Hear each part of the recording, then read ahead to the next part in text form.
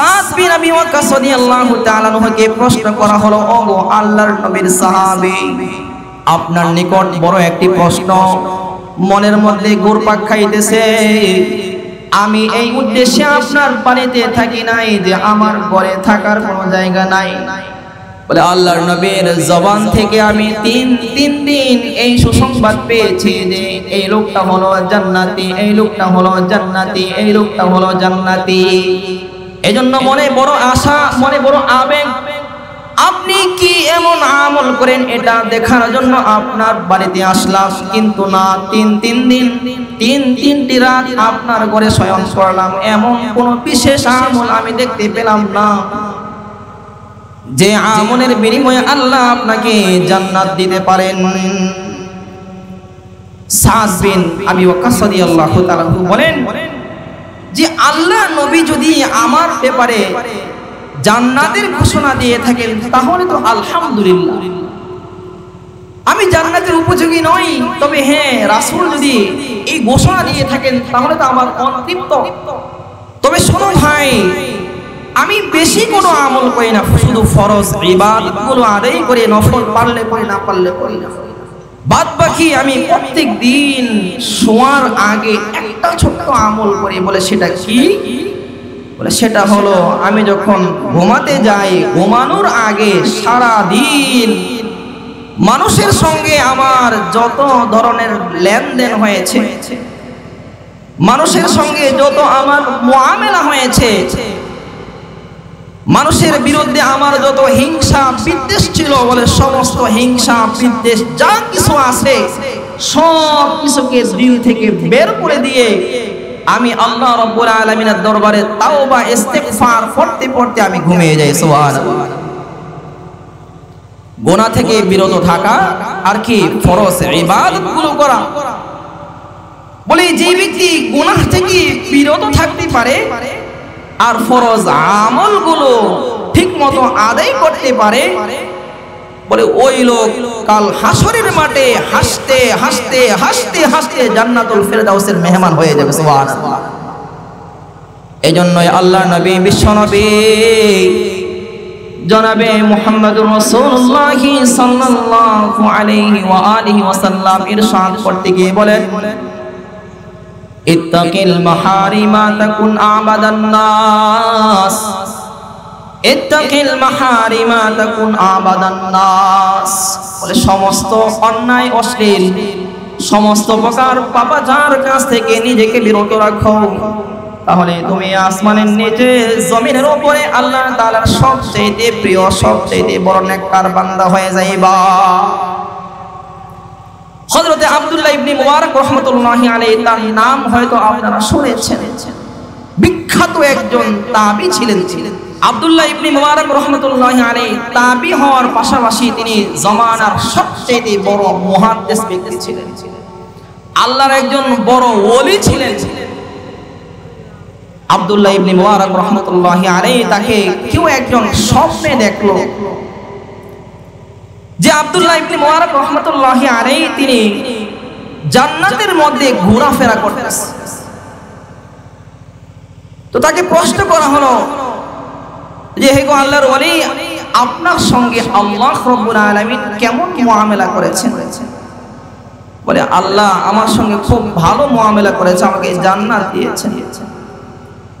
তবে আশ্চর্যের বিষয় হলো যে আমার বাড়ির পাশে একজন কামার লোক ছিল, সাধারণ একজন মানুষ ছিল, যে লোহা বাইরে বাইরে এসে তার জীবিকা নির্বাহ করতেন।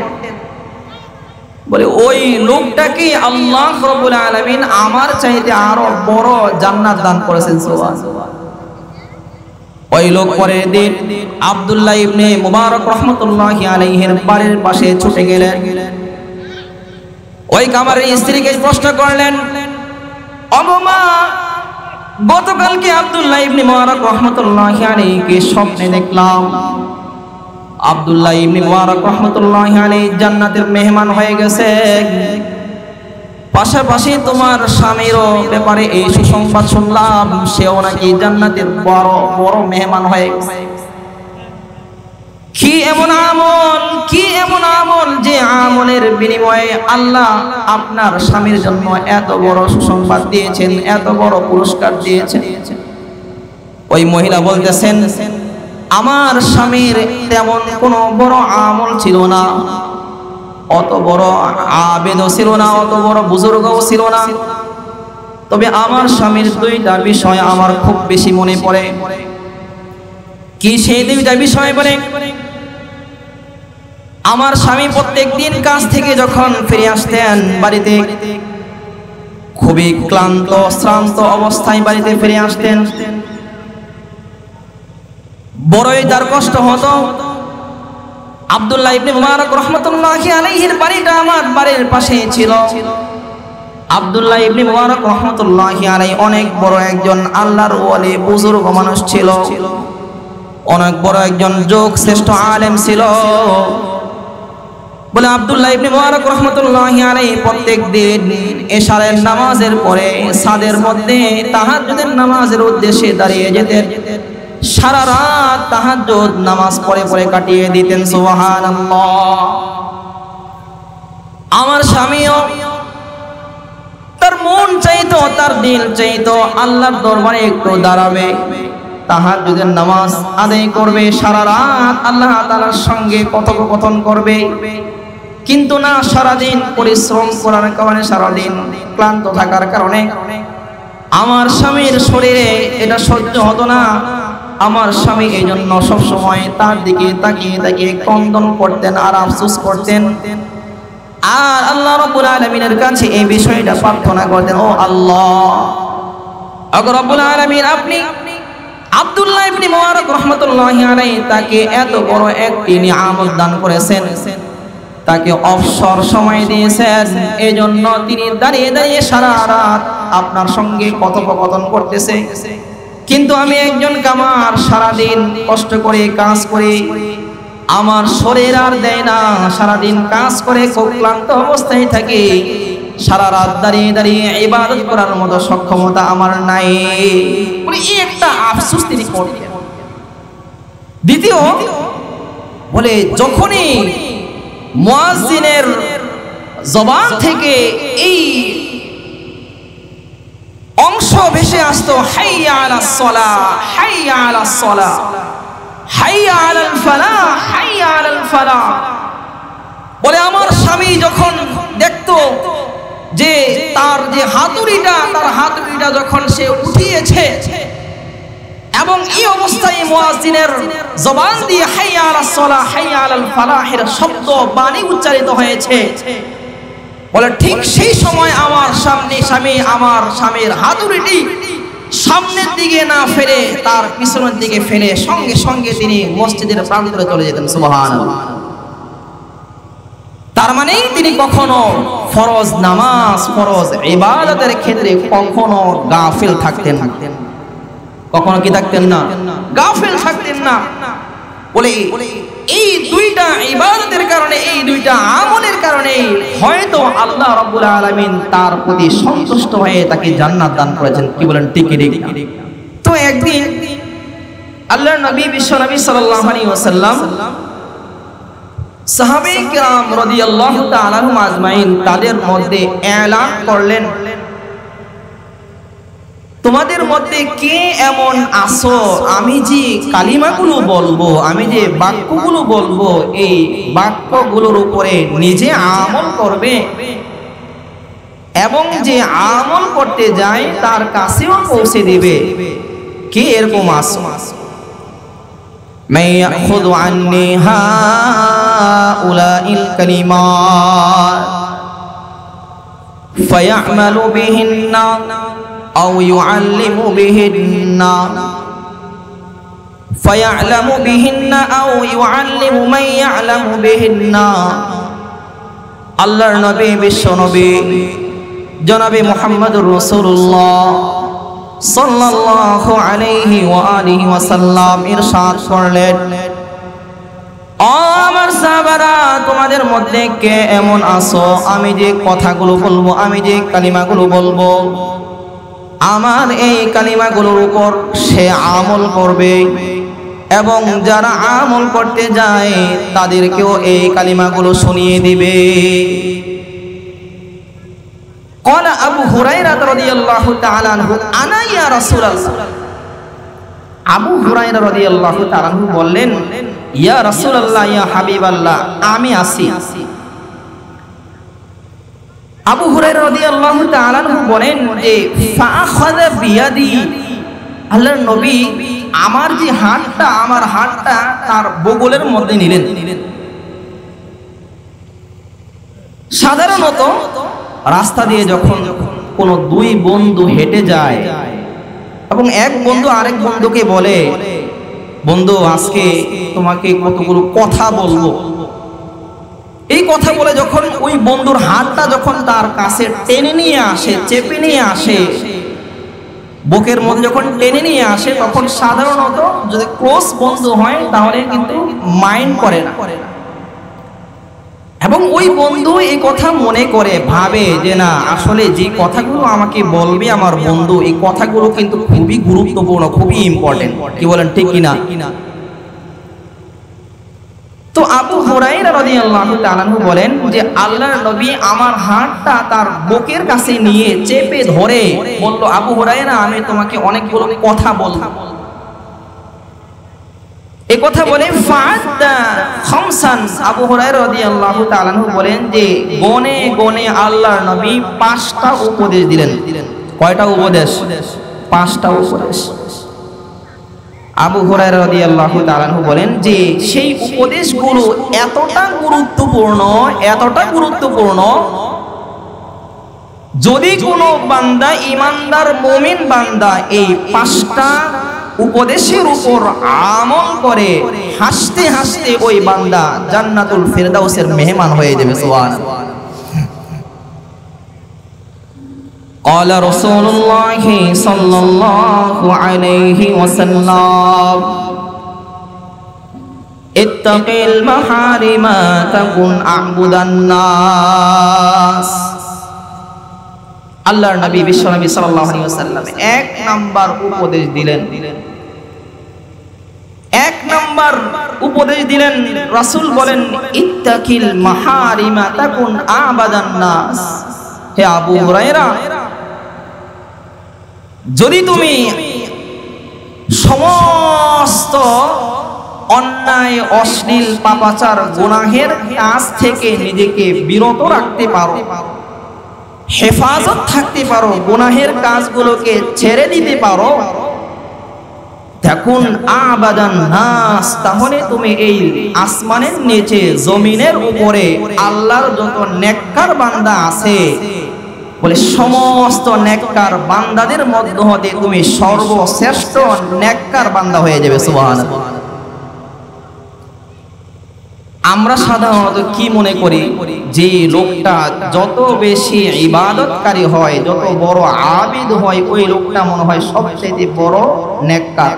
মনে করে কি করি না? কথা বলেন। যেই লোক যত বেশি নফল নামাজ আদায় করবে, হজ করবে, যাকাত দেবে, রোজা রাখবে, বলে এই আমরা মনে করি যে এই লোকটাই মনে হয় সবচেয়ে বড় আল্লাহর ওলি। রাসূল বলেন না, ওই লোকটা সবচেয়ে বড় আল্লাহর ওলি না, বলে ওই লোকই সবচেয়ে বড় আল্লাহর ওলি, ওই লোকই সবচেয়ে বড় নেককার, যে সমস্ত গুনাহের কাজ থেকে নিজেকে বিরত রাখে। হ্যাঁ, আমল করতে বেশি পারে না, অল্প কিছু আমল করে, ফরজ আমলগুলো ঠিক মতো আদায় করে, নফল পারলে করে, না পারলে করে না। বলে এই লোকটাই কি সবচেয়ে বড় ওলি, সবচেয়ে বড় আল্লাহর পেয়ারা বান্দা, নেককার বান্দা। মিসাল স্বরূপ মনে করেন, দুই বন্ধু 2টা কলস নিয়ে ঘাটে গিয়েছে পানি আনার। এক বন্ধুর কলসটা একটু ফুটা, আর এক বন্ধুর কলসটা একেবারে ভালো। বলে যেই বন্ধুর কলসটা ফুটা, ওই বন্ধু একেবারে টই টম্বর করে কলসটা পুরা করে তার বাড়িতে নিয়ে আসলো। আর যেই বন্ধুর কলসটা ভালো, সে পরিপূর্ণ রূপে কলসে পানি আনতে পারলো না, মনে করেন 3 ভাগের 1 ভাগ পানি আনলো। দুই বন্ধুই তাদের ঘরের মধ্যে ওই পানিগুলো রেখে দিল। ফজরের সময় যখন হলো, দুই বন্ধুই ওযু করার জন্য ঘুম থেকে জাগ্রত হলো নামাজ আদায়ের উদ্দেশ্যে। ওযু করার জন্য দুই বন্ধুই ওই দুই কলসের কাছে গেল। কথা বলেন, আপনাদের নিকট জানতে চাই কোন বন্ধু ওযু করতে পারবে আর কোন বন্ধু ওযু করতে পারবে না? কোন বন্ধু? বলে যার কলসের ফুটা নাই ওই বন্ধু কি ওযু করতে পারবে? কি বলেন? ঠিক ঠিক।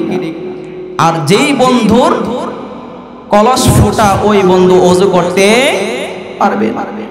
তদ্রূপ ভাবে বলে যেই বান্দা আল্লাহর নেককার বান্দা সমস্ত প্রকার গুনাহ থেকে নিজেকে বাঁচিয়ে রাখবে, চাই সেটা চোখের গুনাহ, চাই সেটা হাতের গুনাহ, চাই সেটা পায়ের গুনাহ, চাই সেটা অন্তরের গুনাহ, বলে সে অল্প ইবাদত করবে, বলে ওই অল্প ইবাদতটাই আল্লাহ তাআলার কাছে কবুল হয়ে যাবে। ওই অল্প ইবাদতের মাধ্যমেই ওই বান্দা জান্নাত পর্যন্ত পৌঁছতে পারবে। আপনি ঘুষও খান, আপনি নামাজও পড়েন, আপনি সুদও খান, আপনি নামাজও পড়েন, আপনি গালাগালি করেন, আপনি নামাজও পড়েন, আপনি মানুষের গীবত শিকায়াত করেন, আপনি নামাজও পড়েন, বলে আপনার এই নামাজ হাসরের মাঠে আপনাকে জান্নাত পর্যন্ত নিতে পারবে না। হ্যাঁ, আপনি সমস্ত প্রকার অন্যায় অশ্লীল কাজ থেকে নিজেকে বিরত রেখে আপনি অল্প ইবাদত করেন, বলে ওই ইবাদতই আপনাকে জান্নাত পর্যন্ত পৌঁছে দেবে। বলেন সুবহানাল্লাহ। আব্দুল্লাহ ইবনে আমর ইবনুল আস রাদিয়াল্লাহু তাআলা আনহু খুবই রাসূলের জলিলুল কদর একজন সাহাবা। বলে ওই সাহাবী একদিন আল্লাহর নবী বিশ্ব নবী জনাবে মুহাম্মদুর রাসূলুল্লাহ সাল্লাল্লাহু আলাইহি ওয়াসাল্লামের সঙ্গে মসজিদে নববীতে ফজরের সময় দাঁড়িয়ে আছেন। আল্লাহর নবী বিশ্ব নবী জনাবে মুহাম্মদুর রাসূলুল্লাহ সাল্লাল্লাহু আলাইহি ওয়া আলিহি ওয়াসাল্লাম ইরশাদ করলেন, ও আমার সাহাবারা, এই মুহূর্তে যেই লোকটা মসজিদে নববীতে এই দরজা দিয়ে প্রবেশ করবে এই লোকটা হলো জান্নাতি। সমস্ত সাহাবায়ে কেরাম খুবই আকর্ষণের সঙ্গে দাঁড়িয়ে আছে। কে এমন সৌভাগ্যবান যার ব্যাপারে আল্লাহর নবী বিশ্ব নবী সাল্লাল্লাহু আলাইহি ওয়াসাল্লাম ঘোষণা দিয়েছেন এই লোকটা হলো জান্নাতি? বলে আমরা একজন লোককে দেখলাম যার দাড়ি দিয়ে টপটপিয়ে ফোটায় ফোটায় ওযুর পানিগুলো পড়তেছে আর সে মসজিদে নববীতে প্রবেশ করতেছে। বলে ওই সাহাবী আর কেউ নয়, বলে ওই সাহাবীর নাম হলো সাদ ইবনে আবি ওয়াক্কাস রাদিয়াল্লাহু তাআলা আনহু। দ্বিতীয় দিন ফজরের নামাজের সময় আল্লাহর নবী বিশ্ব নবী জনাবে মুহাম্মদুর রাসূলুল্লাহ সাল্লাল্লাহু আলাইহি ওয়াসাল্লাম ইরশাদ করলেন, ও আমার সাহাবারা, এই মুহূর্তে যে লোকটা মসজিদে নববীর গেট দিয়ে প্রবেশ করবে এই লোকটা হলো জান্নাতি। আব্দুল্লাহ ইবনে আমর ইবনুল আস রাদিয়াল্লাহু তাআলা আনহু বলেন, দেখলাম গতকালকে যে লোকটা এই গেট দিয়ে প্রবেশ করেছে ঠিক ওই লোকটাই প্রবেশ করেছে। বলে তৃতীয় দিনও একই এলান করলেন, এই মাত্র যে লোকটা এই গেট দিয়ে প্রবেশ করবে এই লোকটা হলো জান্নাতি। বলেন যে গত 2 দিন যে লোক অর্থাৎ সাদ ইবনে আবি ওয়াক্কাস রাদিয়াল্লাহু তাআলা আনহু প্রবেশ করেছিলেন, বলে তৃতীয় দিনেও তিনি প্রবেশ করলেন। আব্দুল্লাহ ইবনে আমর ইবনুল আস রাদিয়াল্লাহু তাআলা আনহু বলেন, আমাদের বিশ্বাস হয়ে গেল, ইয়াকিন হয়ে গেল, 3 দিন আল্লাহর নবী ঘোষণা করলেন আর 3 দিনই একই সাহাবী একই দরজা দিয়ে প্রবেশ করলেন। সুতরাং এই লোক জান্নাতবাসী, এই বিষয়ে আমাদের কোনো সন্দেহ নাই। আব্দুল্লাহ ইবনে আমর ইবনুল আস রাদিয়াল্লাহু তাআলা বলেন যে আমার মনে আশা জাগলো যে সাদ বিন আবি ওয়াক্কাস রাদিয়াল্লাহু তাআলা আনহু তার অন্তরের মধ্যে একটা প্রশ্ন জাগলো, স্পৃহা জাগলো যে সাদ বিন আবি ওয়াক্কাস রাদিয়াল্লাহু তাআলা আনহু তার সম্পর্কে রাসূল এত বড় একটি সুসংবাদ দিলেন। জানার বিষয় হলো যে সে কি এমন গুরুত্বপূর্ণ বিশেষ আমল করে যে আমলের বিনিময়ে আল্লাহর নবী তার জন্য জান্নাতের ঘোষণা করেছেন? কই তার এই আমলটা একটু শিখা দরকার, জানা দরকার। সাদ বিন আবি ওয়াক্কাস রাদিয়াল্লাহু তাআলা তার কাছে গেলেন, যে বলতেছেন, ভাই সাদ, আপনার নিকট আমার বড় একটা আবদার, আশা। বলে কি আশা? বলে বেশি না, মাত্র 3টি রাত এশারের নামাজের পরে আমি আপনার বাড়িতে মেহমান হতে চাই। কোনো খাওয়া দাওয়া কোনো কিছু লাগবে না, এমনি শুধু যে একটু ঘুমাবো। বলে আচ্ছা ঠিক আছে, তোমার সেই প্রস্তাব কবুল করা হলো। 2 সাহাবী তাদের বাড়িতে চলে গেল। আব্দুল্লাহ ইবনে আমর ইবনুল আস রাদিয়াল্লাহু তাআলা আনহু বলেন, আমি এশারের নামাজের পরে খুবই আকর্ষণের সঙ্গে বসে রইলাম যে সাদ বিন আবি ওয়াক্কাস রাদিয়াল্লাহু তাআলা আনহু তিনি কি এমন আমল করে, বিষয়টা একটু দেখা দরকার। সারা রাত আমি দরকার হলে ঘুমাবো না, জেগে জেগে থেকে তার আমলগুলো দেখব। তিনি বলেন যে আমি খুবই গুরুত্বের সঙ্গে জেগে রইলাম। দেখতে পেলাম যে সাদ বিন আবি ওয়াক্কাস রাদিয়াল্লাহু তাআলা তার বাতিটা নিভিয়ে দিলেন, নিভিয়ে সঙ্গে সঙ্গে শুয়ে পড়লেন। কোনো আমল করলেন। বলে দ্বিতীয় দিনও আমি অপেক্ষায় রইলাম, তিনি কি এমন বিশেষ আমল করে, ওই আমলটা দেখে দেখে আমিও আমলটা শিখব। বলে দ্বিতীয় দিনও এশারের নামাজের পরে অপেক্ষায় রইলাম। বলে না, দ্বিতীয় দিনেও কোনো আমল করলেন না, লাইটটা নিভিয়ে তিনি ঘুমিয়ে পড়লেন। সাদ বিন আবি ওয়াক্কাস রাদিয়াল্লাহু তাআলা আনহু 2 দিনের কোনো আমল দেখলেন না। আব্দুল্লাহ ইবনে আমর ইবনুল আস রাদিয়াল্লাহু তাআলা আনহু মনে মনে চিন্তা করতেছেন, আর মাত্র 1 দিন আছে। বলে একজন মানুষ যদি নিয়মিত কোনো আমল করে তাহলে 1 দিন 2 দিন, কখনো 3 দিন এরকম গ্যাপ যেতে পারে না। তিনি মনে করলেন আজকে লাস্ট চান্স, দেখি কি এমন আমল করে। তিনি আশায় বসে রইলেন। বলে তৃতীয় দিনও দেখলেন সাদ বিন আবি ওয়াক্কাস রাদিয়াল্লাহু তাআলা আনহু কোনো আমল করলেন না, লাইটটা বন্ধ করে তিনি শুয়ে গেছেন। আর ফজরের আজান যখন দিয়েছে তখন ওযু বানিয়ে নামাজের উদ্দেশ্যে মসজিদের দিকে রওনা হয়ে গিয়েছে। সুবহানাল্লাহ। ফজরের নামাজের পরে সাদ বিন আবি ওয়াক্কাস রাদিয়াল্লাহু তাআলা আনহুকে প্রশ্ন করা হলো, ওগো আল্লাহর নবীর সাহাবী, আপনার নিকট বড় একটি প্রশ্ন মনের মধ্যে ঘুরপাক খাইতেছে। বলে ওগো আল্লাহর নবীর সাহাবী, আমি এই উদ্দেশ্যে আপনার বাড়িতে থাকি নাই যে আমার ঘরে থাকার কোনো জায়গা নাই। বলে আল্লাহর নবীর জবান থেকে আমি তিন দিন এই সুসংবাদ পেয়েছি যে এই লোকটা হলো জান্নাতি, এই লোকটা হলো জান্নাতি, এই লোকটা হলো জান্নাতি। এজন্য মনে বড় আশা, মনে বড় আবেগ। আপনি কি এমন আমল করেন এটা দেখার জন্য আপনার বাড়িতে আসলাম, কিন্তু না, 3টি রাত আপনার ঘরে শয়ন করলাম, এমন কোন বিশেষ আমল আমি দেখতে পেলাম না যে আমলের বিনিময়ে আল্লাহ আপনাকে জান্নাত দিতে পারেন। সাদ বিন আবি ওয়াক্কাস রাদিয়াল্লাহু তাআলা বলেন যে আল্লাহ নবী যদি আমার ব্যাপারে জান্নাতের ঘোষণা দিয়ে থাকেন তাহলে তো আলহামদুলিল্লাহ, আমি জান্নাতের উপযোগী নই, তবে হ্যাঁ রাসূল যদি এই ঘোষণা দিয়ে থাকেন তাহলে তো আমার অতৃপ্ত। তবে শোনো ভাই, আমি বেশি কোনো আমল করি না, শুধু ফরজ ইবাদতগুলো আদায় করে, নফল পারলে করি, না পারলে করি না। বাদ বাকি আমি প্রত্যেক দিন শোয়ার আগে একটা ছোট্ট আমল করি। বলে সেটা কি? বলে সেটা হলো আমি যখন ঘুমাতে যাই, ঘুমানোর আগে সারা দিন মানুষের সঙ্গে আমার যত ধরনের লেনদেন হয়েছে, মানুষের সঙ্গে যত আমার মুআমেলা হয়েছে,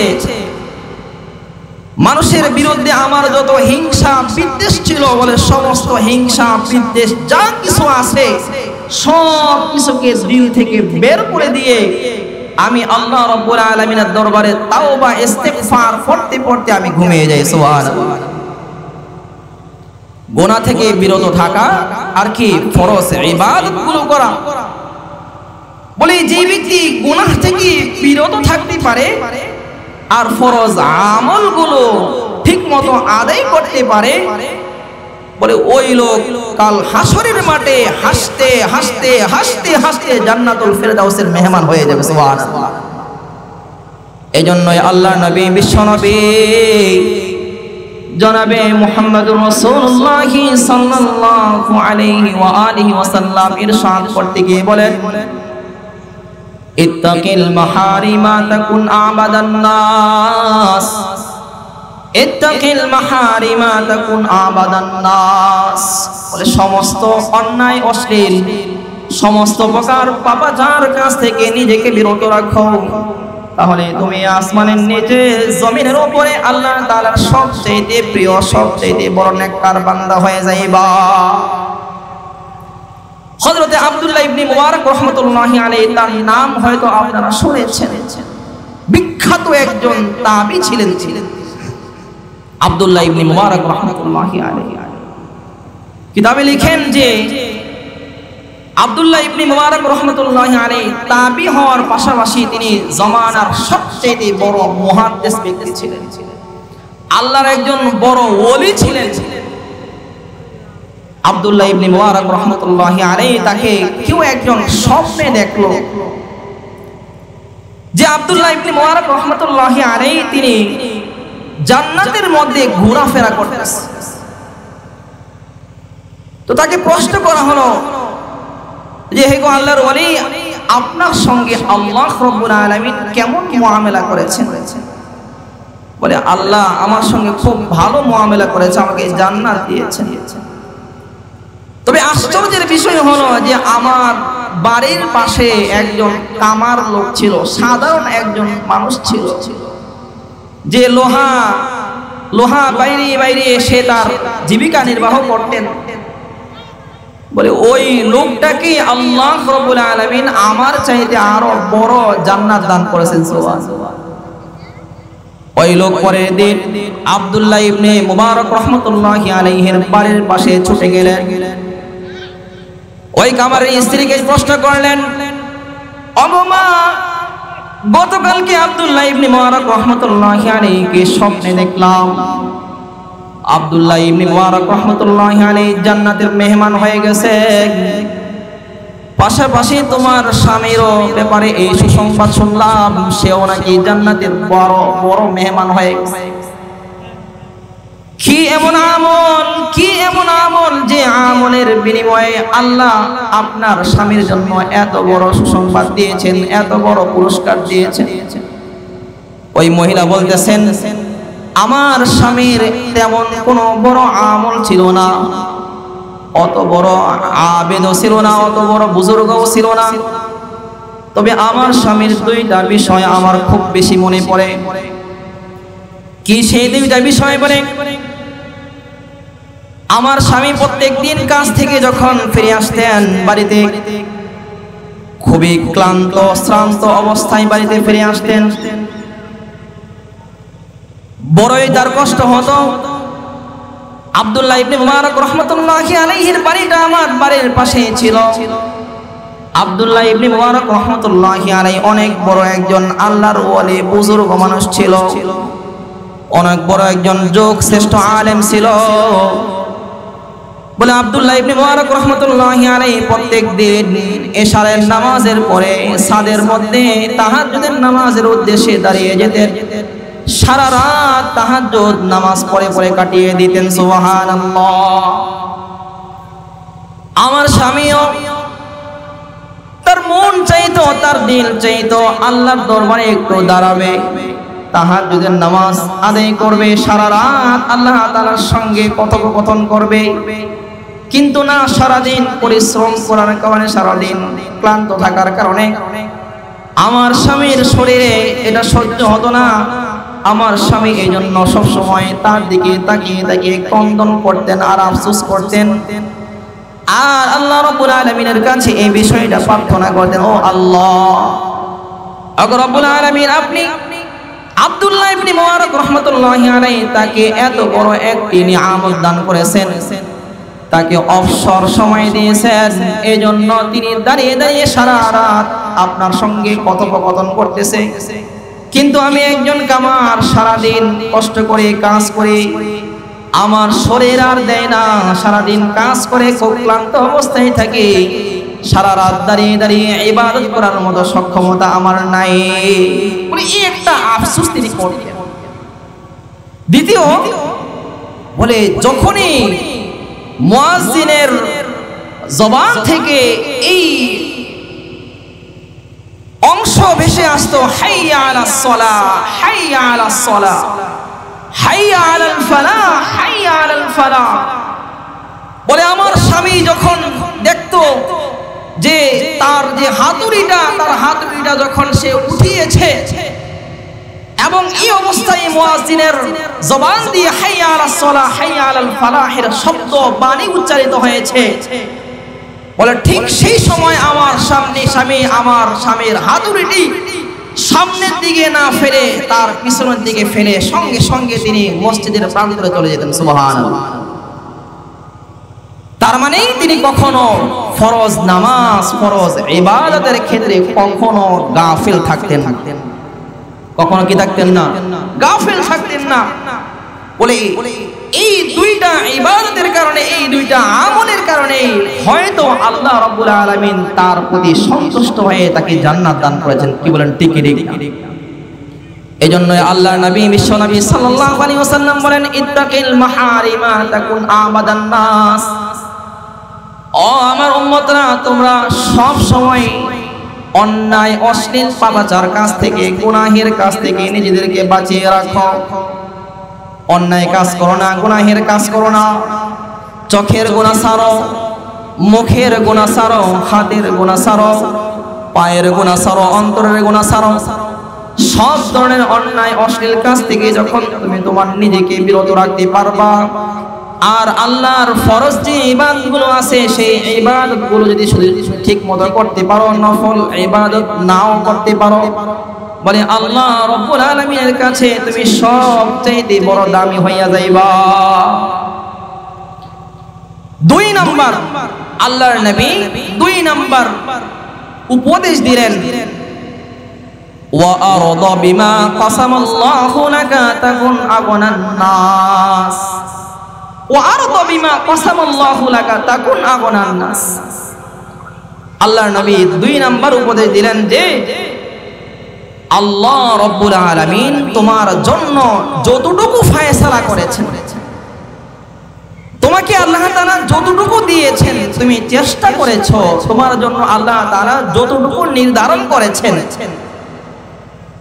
বলে অতটুকুর উপরেই তুমি সন্তুষ্ট থাকো। যদি থাকতে পারো, আল্লাহর নবী বলেন, তাকুন আগনান নাস, তাহলে এই জমিনের উপরে তুমি হয়ে যাবে সবচাইতে বড় ধনী। সুবহানাল্লাহ। আল্লাহ তাআলা বান্দার জন্য যতটুকু নির্ধারণ করেছেন, যতটুকুর ফয়সালা করেছেন, আমি অসুস্থ অবস্থায় আছি বলে আলহামদুলিল্লাহ, আমি সুস্থ অবস্থায় আছি বলে আলহামদুলিল্লাহ, আমাকে আল্লাহ তাআলা ধন সম্পদ দান করেছেন বলে আলহামদুলিল্লাহ, ধন সম্পদ দান করেন নাই, চেষ্টা করেছি বলে আলহামদুলিল্লাহ, সুখে আছি বলে আলহামদুলিল্লাহ, দুঃখে আছি বলে আলহামদুলিল্লাহ। বলে সর্বাবস্থায় কার শুকর আদায় করতে হবে? আল্লাহ রাব্বুল আলামিনের শুকর আদায় করতে হবে। বেশির আশা না করা, আল্লাহ যেভাবে রেখেছেন আলহামদুলিল্লাহ। এজন্য আল্লাহর নবী বলেন, আল গিনা গিনান নাফস, বলে অন্তরের ধনী হলো সবচেয়ে বড় ধনী। যার অন্তরে সুখ আছে সে কি সবচেয়ে বড় সুখী। আমাদের মনের মধ্যে অনেক চাওয়া, অনেক পাওয়া, হায় অমুককে এটা দিল, তমুককে এটা দিল, আমার এটা নাই, তার আমার ওটা নাই। বলে এই আফসোস আপনি যত বেশি করবেন, আল্লাহ তাআলা তত বেশি আপনাকে ধ্বংসের দ্বার প্রান্তে নিয়ে যাবেন। আমরা মনে করি, এই কথা ধারণা করি যে মনে হয় আমাদের আশেপাশে ধনী লোক যারা আছে তাকে আল্লাহ তাআলা অনেক অঢেল সম্পদের মালিক বানিয়ে দিয়েছেন। শত শত কোটি কোটি টাকার মালিক যারা হয়েছে বলে তারাই মনে হয় সবচেয়ে বেশি সুখী। এই কথা মনে করে কি করে না? বলে না, এই কথা মনে করো না। সুখ শান্তি এটা আল্লাহ রাব্বুল আলামিনের পক্ষ থেকে বড়ই নিয়ামত। এটা অন্তরের বিষয়। যার অন্তরে সুখ আছে বলে সেই হলো সবচেয়ে বড় সুখ। ঢাকা শহরে আছে আমার অনেক বড় বড় মুসল্লি এরকম আছে, শত শত কোটি কোটি টাকা সম্পদের মালিক, গাড়ি বাড়ি কোনো কিছুর অভাব নাই, কিন্তু অন্তরের মধ্যে অশান্তি আর অশান্তি। রাত্রে বেলা 8টা 10টা ট্যাবলেট না খাইলে তার ঘুম আসে না। কখন ওসি চলে আসে, কখন ডিসি চলে আসে, কখন আমাকে জেলখানায় নিয়ে যায়। বিভিন্ন ধরনের রোগ বিমারে আক্রান্ত হয়ে আছে, শত শত কোটি কোটি সম্পদের মালিক, তারপরেও তার অন্তরের মধ্যে সুখ নাই। কেউ বলেন ঠিক কি ঠিক? মুসা আলাইহিস সালাতু ওয়াস সালামের জামানার একটি ঘটনা। মুসা আলাইহিস সালাতু ওয়াস সালামের জামানায় একজন লোক পয়গম্বর মুসা আলাইহিস সালাতু ওয়াস সালামের কাছে আসলো, এসে বলে, হে পয়গম্বর মুসা, আপনি তো আল্লাহ রাব্বুল আলামিনের সঙ্গে কথোপকথন করেন, আপনি আল্লাহ তাআলার কাছে আমার একটা ফরিয়াদ তাকে জানাবেন। কি ফরিয়াদ? বলে আমি সম্পদশালী হতে চাই, অনেক টাকা পয়সা ওয়ালা হতে চাই। মুসা আলাইহিস সালাতু ওয়াস সালাম আল্লাহ তাআলার কাছে গেলেন, গিয়ে বললেন, হে আল্লাহ, অমুক বান্দা সম্পদশালী হতে চায়, বলে তাকে নিষেধ করো, সে যেভাবে আছে সে অবস্থায় থাকতে বলো এবং শুকরিয়া জ্ঞাপন করতে বলো। এসে বলল, তোমাকে আল্লাহ শুকরিয়া জ্ঞাপন করতে বলছে, ওই অবস্থায় থাকতে। বলে না, আমি সম্পদশালী হতে চাই। তারপরে মুসা আলাইহিস সালাতু ওয়াস সালাম আবার আল্লাহ তাআলার কাছে ফয়সালা নিয়ে আসলেন, ঠিক আছে, তুমি এই শহরের মধ্যে সবচেয়ে বেশি ধনী যে ব্যক্তি আছে, সবচেয়ে সুখী যে লোকটা আছে, তাকে তুমি আমাকে দেখাও, তার মতো হওয়ার ব্যাপারে আমার কাছে প্রার্থনা করো, আমি তোমার প্রার্থনা কবুল করব। শহরের মধ্যে ঘুরে ঘুরে একজন ধনী লোককে সে খুঁজে পেল, যে লোকটা হলো স্বর্ণকার, স্বর্ণের দোকানের মালিক, হাজার হাজার কোটি কোটি টাকা সম্পদের মালিক। বলে তাকে দেখলো যে সে খুবই সুখে আনন্দ চিত্তে আছে, তার অনেকগুলো সুন্দর সুন্দর ফুটফুটে সন্তান দেখা যাচ্ছে, স্ত্রীটাও অনেক সুন্দর, ঘর বাড়ি টাকা পয়সা কোনো কিছুর অভাব নাই। মুসা আলাইহিস সালাতু ওয়াস সালামের কাছে আসলো, এসে বলে, মুসা পয়গম্বর, আমি এই লোকটার মতো হতে চাই। মুসা আলাইহিস সালাতু ওয়াস সালাম বললেন, আবার যাও, ওই লোককে গিয়ে ঠিক মতো প্রশ্ন করে আসো যে এই লোকটা আসলে সুখে আছে না দুঃখে আছে। ওই লোক গিয়ে ওই স্বর্ণকারের কাছে গিয়ে প্রশ্ন করলো, ভাই, আপনি কি অবস্থায় জিন্দেগি যাপন করতেছেন, আপনি কি সুখে আছেন না দুঃখে আছেন, বিষয়টা জানার দরকার। বলে কেন? বলে আমিও আপনার মতো হতে চাই। বলে সাবধান, অন্য কারো মতো হও, অথবা তুমি যে অবস্থায় আছো ওই অবস্থায় থাকো, আমার মতো তুমি কখনো হতে চেও না। বলে কেন? বলে আমার মতো দুঃখী এই জমিনের মধ্যে আর একজন নাই। বলে কিভাবে? বলে তুমি দেখো যে আমি অনেক সুখী আছি, আমি অনেক শান্তি পেয়েছি। না, আমি শান্তিতে নাই। বলে কিভাবে? আমরা অনেক ধন সম্পদ, অনেক সুন্দর স্ত্রী, অনেক সন্তান দেখা যাচ্ছে। বলে হ্যাঁ, কিন্তু সবই চোখের ধোঁকা। কিভাবে? বলে আজ থেকে অনেক বছর আগে আমি একটি সুন্দরী রমণীকে বিয়ে করি। বলে আমার স্ত্রী খুবই সুন্দর, তার একটি বড় রোগ হয়, বড় রোগে সে আক্রান্ত হয়।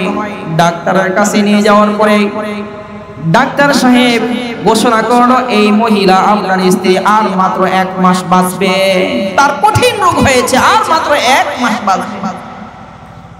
আমি হাউমাউ করে চিৎকার করতে লাগলাম, ক্রন্দন করতে লাগলাম। আমার স্ত্রীও হাউমাউ করে ক্রন্দন করতে লাগলো। আমি আমার স্ত্রীকে আবেগের বশে বলতে লাগলাম, আমি তো তোমাকে ছাড়া বাঁচবো না, আমি তোমার মতো সঙ্গী আর কোথায় পাবো?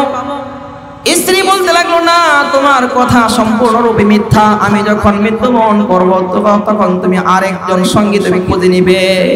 বলে না, আমি কখনো তোমাকে ছাড়া অন্য কোনো রমণীর দিকে তাকাবো না। বলে না তুমি তাকাবে। এ কথা বলে ওই যুবক তার পুরুষাঙ্গ কেটে ফেলে। কাটার পরে হঠাৎ আল্লাহ তাআলার লীলা খেলা বলে ওই মহিলা ঠিক হয়ে গেল, সুস্থ হয়ে গেল। পুরুষের কাছে তার চাহিদা মেটাতে যায়, কিন্তু পুরুষ অক্ষম। বলে আমার স্ত্রী সে আমার কাছে চাহিদা মেটাতে না পেরে আমার দোকানের যে কর্মচারী যারা আছে তাদের সঙ্গে সে মেলামেশা করতে লাগলো। বলে এই যে ফুটফুটে সুন্দর সুন্দর সন্তানগুলো দেখতে পাচ্ছ, বলে এর একটাও আমার না, বলে এর সবগুলোই হলো ওই কর্মচারীদের। সুতরাং আমার চাইতে বড় দুঃখী দুনিয়ার জমিনে আর একজনও নাই, আমি হলাম সবচাইতে বড় দুঃখী। সুতরাং বোঝা গেল শুধু ধন সম্পদ থাকলেই সুখ আশা করা যায় না। সুখের জায়গা হলো অন্তরের মধ্যে। আল গিনা গিনান নাফস, যার অন্তর ধনী সেই হলো সবচেয়ে বড় ধনী। যার আত্মা ধনী বলে সেই হলো সবচেয়ে বড় ধনী। এজন্য আল্লাহ নবী বলেন ওয়ারদা বিমা কাসামাল্লাহু লাকা তাকুন আওনান নাস। তোমাকে আল্লাহ যে অবস্থায় রেখেছেন, যেই হালতে রেখেছেন, বলে ওই হালতে থাকা অবস্থায় তুমি আল্লাহর শুকরিয়া জ্ঞাপন করো, না শুকরি করো না। বলে না শুকরি করলে আল্লাহ নিয়ামত কেড়ে নেবে। আমরা শেষ জামানার নবীর উম্মত হয়েছি বিধায় আল্লাহ রাব্বুল আলামিন আমাদের উপরে রহম করেছেন। বলে আগের জামানার নবীর উম্মতরা যখনই গুনাহ করতে, বলে গুনাহের কারণে সঙ্গে সঙ্গে আযাব এসে তাদেরকে ধ্বংস করে দিত। নবী মুসা আলাইহিস সালাতু ওয়াস সালাম তুর পর্বতে আল্লাহ রাব্বুল আলামিনের সঙ্গে সাক্ষাৎ করার উদ্দেশ্যে চলে যাচ্ছেন, যাইতেছে। বলে পথের মধ্যে একজন বিকলাঙ্গ লোকের সঙ্গে সাক্ষাৎ। ওই বিকলাঙ্গ লোক মুসা পয়গম্বর আলাইহিস সালাতু ওয়াস সালামকে প্রশ্ন করলেন, ওগো আল্লাহর নবী, ওগো আল্লাহর পয়গম্বর, আমি এই যে একজন বিকলাঙ্গ লোক, আমাকে আল্লাহ রাব্বুল আলামিন কি জন্য সৃষ্টি করেছেন? আপনি একটু আল্লাহ তাআলার কাছে বিষয়টা প্রশ্ন করবেন। কেন আল্লাহ আমাকে কেন সৃষ্টি করেছেন, কোন কাজে সৃষ্টি করেছেন? বলে আচ্ছা ঠিক আছে। আর একটু সামনে অগ্রসর হওয়ার পরে আরেকজন বৃদ্ধা মহিলার সঙ্গে সাক্ষাৎ হয়ে যায়। ওই বৃদ্ধা মহিলাও আবার প্রশ্ন করলো, আল্লাহর নবী পয়গম্বর, আমি বড়ই দুঃখে আছি, বড়ই কষ্টে আছি, আপনি আল্লাহ তাআলার কাছে প্রশ্ন করবেন যে আল্লাহ রাব্বুল আলামিন আমার এই দুঃখ কষ্টগুলো কোন আমল করলে, কি করলে আমার দুঃখ কষ্টগুলোকে মুছে দিবেন? বলে আচ্ছা ঠিক আছে। বলে আরেকটু সামনে অগ্রসর হওয়ার পরে আরেকজন ধনী ব্যক্তির সঙ্গে সাক্ষাৎ হয়ে যায়। বলে ওই ধনী লোক প্রশ্ন করলেন, ওগো মুসা পয়গম্বর, আমার তো অনেক অনেক ধন সম্পদ, আমি তো অনেক অনেক ধন সম্পদের মালিক, আমার এত এত ধন সম্পদ, আল্লাহ রাব্বুল আলামিন কোন কাজ করলে আল্লাহ তাআলা আমার সমস্ত ধন সম্পদগুলোকে কমিয়ে দিবেন? এত ধন সম্পদের দরকার নাই। মুসা আলাইহিস সালাতু ওয়াস সালাম আল্লাহ রাব্বুল আলামিনের সঙ্গে সাক্ষাৎ করলেন, কথোপকথন করলেন। ফেরার সময় ওই যে ধনী লোকটা প্রশ্ন করেছিল তার সঙ্গে সাক্ষাৎ হয়ে যায়। ধনী লোক জিজ্ঞাসা করতেছেন, হে মুসা পয়গম্বর, মুসা পয়গম্বরকে প্রশ্ন করতেছেন, হে মুসা পয়গম্বর, আপনি কি আল্লাহ তাআলার সঙ্গে সাক্ষাৎ করছেন, আমার কথা জিজ্ঞাসা করছেন? বলে হ্যাঁ। বলে আল্লাহ তাআলা কি বলেছে, আমাকে কি জন্য সৃষ্টি করা হয়েছে? মুসা পয়গম্বর বলেন, আল্লাহ তাআলার যে জাহান্নাম আছে, ওই জাহান্নামের মধ্যে ছোট্ট একটা ছিদ্র আছে, বলে এই ছিদ্রটাকে মারার জন্য তুমি এই বিকলাঙ্গ লোকটাকে আল্লাহ সৃষ্টি করেছেন। ওই লোক সঙ্গে সঙ্গে বলতেছেন আলহামদুলিল্লাহ, আলহামদুলিল্লাহ, শুকরিয়া, সমস্ত প্রশংসা সেই মহা রব্বি কারীমের জন্য, যে মহান রব্বুল আলামিন আমাকে তার নিজের কাজে সৃষ্টি করেছেন। সুবহানাল্লাহ। আরে দুনিয়ার অন্যান্য মাখলুকাত তাদেরকে তো আল্লাহ দুনিয়ার কাজে সৃষ্টি করেছেন, কিন্তু আমি এই নাফরমানকে আল্লাহ রাব্বুল আলামিন দুনিয়ার কোনো কাজে সৃষ্টি করেন নাই, বরং আল্লাহর নিজের কাজের জন্য সৃষ্টি করেছেন। আলহামদুলিল্লাহ বলে সে আলহামদুলিল্লাহ বলতে দেরি, বলার সঙ্গে সঙ্গে এই লোকটা সুস্থ হয়ে হাঁটতে আরম্ভ করে দিয়েছে। সুবহানাল্লাহ। এই জন্যই আল্লাহর নবী বিশ্বনবী জনাবে মুহাম্মদুর রাসূলুল্লাহ সাল্লাল্লাহু আলাইহি ওয়া আলিহি ওয়াসাল্লাম বলেন, ওয়া আরদা বিমা কাসামাল্লাহু লাকা তাকুন আগনান নাস। ওয়া আরদা বিমা কাসামাল্লাহু লাকা তাকুন আগনান নাস। আল্লাহ তোমাকে তোমার জন্য যেই ফয়সালা করেছেন, যে অবস্থায় আছো তুমি, যেই হালতে আছো, বলে সর্বাবস্থায় শুকরিয়া জ্ঞাপন করতে হবে কার? কথা বলেন আল্লাহ রাব্বুল আলামিন। আলহামদুলিল্লাহ, আলহামদুলিল্লাহ। সুখে আছে আলহামদুলিল্লাহ, দুঃখে আছে আলহামদুলিল্লাহ, পেরেশানির মধ্যে আছে আলহামদুলিল্লাহ। সর্বাবস্থায় আল্লাহ তাআলা শুকরিয়া জ্ঞাপন করতে হবে ইনশাআল্লাহ। ইনশাআল্লাহ আল্লাহ তাআলা কোনো মুসিবত থাকলেও দূর করে দিবেন। সম্মানিত হাজিরিন, আমরা যারা মুমিন মুসলমান, আমরা মুমিন মুসলমান সব সময় তাকদীরে বিশ্বাস। আল্লাহ রাব্বুল আলামিন আমার জন্য যা ফয়সালা করেছেন তাই হবে। আমি চেষ্টা করেছি কিন্তু হয় নাই, বলে এটা আমার তাকদীর। এটা কি আমার তাকদীর? বলে যে ব্যক্তি তার তাকদীরের উপর অটল অবিচল থাকতে পারবে, গুনাহ থেকে বিরত থাকতে পারবে, আর আল্লাহ তাআলার ফয়সালার উপরে সন্তুষ্ট থাকতে পারবে, বলে আল্লাহ রাব্বুল আলামিন তাকে তো জান্নাত দান করবেনই, তার পাশাপাশি দুনিয়ার বুকে আপনার আমার সবচেয়ে বড় যে সমস্যাটা, সবচেয়ে বড় যে কষ্টের বিষয়টা, সেটা হলো মৃত্যু। বলে ওই মৃত্যুর সময়ও আল্লাহ রাব্বুল আলামিন আপনার আমার কালিমা নসিব করবেন। আল্লাহ রাব্বুল আলামিন আপনাকে আমাকে কষ্ট না দিয়ে খুবই ইহসানের সঙ্গে আল্লাহ রাব্বুল আলামিন দুনিয়া থেকে উঠিয়ে নেবেন। সুবহানাল্লাহ। মহান আল্লাহ রাব্বুল আলামিন পবিত্র কালামুল হাকিমের মধ্যে ইরশাদ করতে গিয়ে বলেন, ইন্নাল্লাযীনা ক্বালু রাব্বুনাল্লাহু সুম্মা ইসতাকামু তাতানাজ্জালু আলাইহিমুল মালাঈকাতু আল্লা তাখাফু ওয়া লা তাহজানু ألا تخافوا ولا تحزنوا وأبشروا بالجنة التي كنتم توعدون। আল্লাহ রাব্বুল আলামিন এই আয়াত কালিমার মধ্যে বলেন, ইন্নাল্লাযীনা ক্বালু রাব্বুনাল্লাহ, নিশ্চয়ই যারা বলে রাব্বুনাল্লাহ, আমাদের রব কে? আল্লাহ। বলে সুম্মা ইসতাকামু, অতঃপর এই যে বাক্যটা বললো আমাদের রব আল্লাহ, বলে এই কথার উপরে অটল অবিচল রইল, আল্লাহ আমাদের রব, সুতরাং আল্লাহ আমাকে যা বলবেন আমি তাই করব। আল্লাহ বলেছেন গুনাহ করো না, বলে আমি গুনাহ ছেড়ে দিয়েছি। আল্লাহ বলেছেন আমাকে হক হালাল পথে চলতে, আমি হালাল পথে চলছি। আল্লাহ বলেছেন নেক আমল করতে, বলে আমি নেক আমল করতেছি। তাকেই বলা হয় ইস্তিকামত। আর যে ব্যক্তি ইস্তিকামতের সঙ্গে থাকবে, দুনিয়ার বুকে বসবাস করবে, সুম্মা ইসতাকামু, আল্লাহ রাব্বুল আলামিন তার মৃত্যুটা খুবই আসানের সঙ্গে ঘটাবেন। সুবহানাল্লাহ। তাতানাজ্জালু আলাইহিমুল মালাঈকা আল্লা তাখাফু ওয়া লা তাহজানু, বলে কোন ঈমানদার মুমিন বান্দা যে আল্লাহর উপর বিশ্বাসী অটল অবিচল ছিল, তার যখন মৃত্যুর সময় ঘনিয়ে আসে, তখন আল্লাহ রাব্বুল আলামিন আসমান থেকে 500 রহমতের ফেরেশতা দুনিয়ার বুকে পাঠিয়ে দেন। সুবহানাল্লাহ। তাতানাজ্জালু আলাইহিমুল মালাঈকাতু আল্লা তাখাফু ওয়া লা তাহজানু আল্লা তাখাফু ওয়া লা তাহজানু ওয়া আবশিরু বিল জান্নাতিল্লাতী কুনতুম তুআদুন। বলে যখন নাকি তার মৃত্যুর সময় ঘনিয়ে আসে, ঈমানদার নেককার বান্দার, তখন নেককার বান্দার সামনে জান্নাতকে সুশোভিত করে দেখানো হয়। দেখো আল্লাহর বান্দা, এই যে জান্নাত, এই জান্নাত দেখতেছো না, বলে এই জান্নাতেই তুমি প্রবেশ করবে, এই জান্নাতেই হবে তোমার বালাখানা, তোমার ঘর।